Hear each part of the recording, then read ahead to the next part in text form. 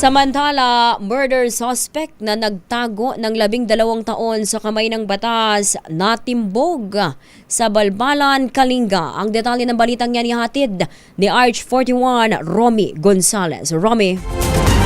Pagkalipas na 12 taong pagtatago sa kamay ng batas, sa wakas ay nahulit na mapapanagot na rin ang isang murder suspect na nasampa ng kaso ng 2014. Natiklo ito dahil sa ibang kinakaharap na kaso. Kinilala ng Balbalan Municipal Police Station ang suspect na residente ng Balbalan at kasapi sa Communist Terrorist Group. Meron itong outstanding warrant of arrest sa kasong murder na ipinalabas ni Honorable Marcelino Wacas, presiding judge ng Branch 25, Regional Trial Court, 2nd Judicial Region, Bulano, Tabuk City, nang walang inirekomendang piyansa para sa kanyang pansamantalang paglaya.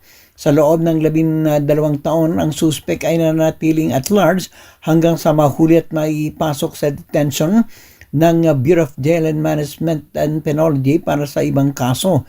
Ito ang nagbigay ng pagkakataon sa mga otoridad na isilbi ang matagal ng warrant of arrest habang ito ay nakapiit. Ito si RH41 Romy Gonzalez para sa DZRH. Una sa Pilipinas, una sa Pilipino. Magandang umaga, Pilipinas!